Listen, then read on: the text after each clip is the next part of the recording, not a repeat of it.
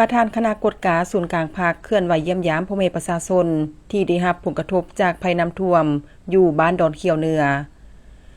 ในวันที่21สิงหาคม2026ท่านวันไซพงษ์สวรรค์กรรมการกรมการเมืองศูนย์กลางภาคประธานคณะกฎการศูนย์กลางภาคพร้อมด้วยคณะได้เคลื่อนไหวเยี่ยมยามพ่อแม่ประชาชนบ้านดอนเขียวเหนือเมืองหนองบกที่ได้รับผลกระทบจากภัยพิบัติน้ำท่วมโดยมีท่านไซสนาโคตรผู้ทนเลขาพรรคเขวงประธานสภาประชาชนเขวงขมวนพร้อมด้วยการนำของเขวงการนำเมืองหนองบกเข้าร่วมเคลื่อนไหวท่านสุรินทร์ภูมิไซเลขาพรรคเมืองหัวหน้าคณะสมาชิกสภาประชาชนเขวงประจำเขตเลือกตั้งเมืองหนองบกได้รายงานสภาพผลกระทบจากภัยพิบัติน้ำท่วมในทั่วเมืองซึ่งเมืองหนองบกก็เป็นเมืองหนึ่งที่ได้รับผลกระทบอย่างหนักหน่วงจากภัยพิบัติน้ำท่วมมาฮอดวันที่20สิงหาระดับน้ำยังสูงขึ้นและสภาพน้ำที่ไหลเข้าท่วมที่อยู่อาศัยและเนื้อที่ทำการผลิตของพ่อแม่ประชาชนเนื่องจากปริมาณน้ำที่ไหลมาจากทางเหนือและน้ำสีบังไฟยังอยู่ในเขตอันตรายสูงรวมมีบ้านที่ได้รับผลกระทบจากภัยน้ำท่วมทั้งหมดจำนวน34บ้านพลเมือง 36,117 คนและ 6,729 ครอบครัวได้รับผลกระทบด้านพื้นฐานโครงสร้างเส้นทางหลายจุดถูกน้ำท่วมบ่สามารถสัญจรไปมาได้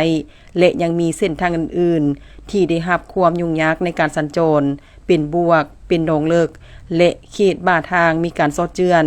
มาฮอดปัจจุบันเส้นทางถูกน้ำท่วมบ่สามารถเที่ยวไปมาทั่วเมืองประกอบมี21เส้นทางขาดเปพี6จุดทางบ้านดงกระสินน้ำพุดงสง่าหาดไซฟองหาดเสียงดีและตานเทิงรวมความยาว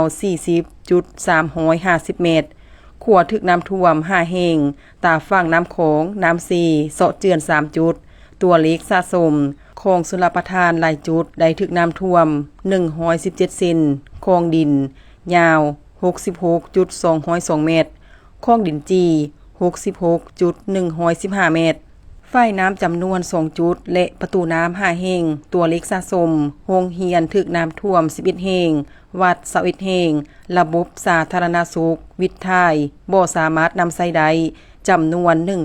1,171 ครัวเรือนน้ำบาดาลบ่สามารถนำใช้ได้ 1,708 หน่วย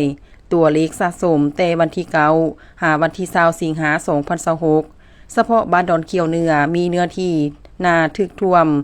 243เฮกตาร์มี255ครอบครัวและพลเมือง 1,374 คนได้รับผลกระทบจากภัยน้ำท่วมโอกาสนี้ท่านบรรไซพงษ์สวรรค์ยังได้นิ้นให้อำนาจการปกครองแต่ละคันเกี่ยมเพนรับมือในต่อหน้าอย่างเป็นระบบโดยกำหนดจุดเสี่ยงเกี่ยมพร้อมกำลังคน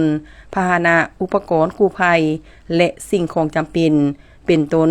ยาปัวพยาธิให้เพียงพอพร้อมทางติดตามการแจ้งเตือน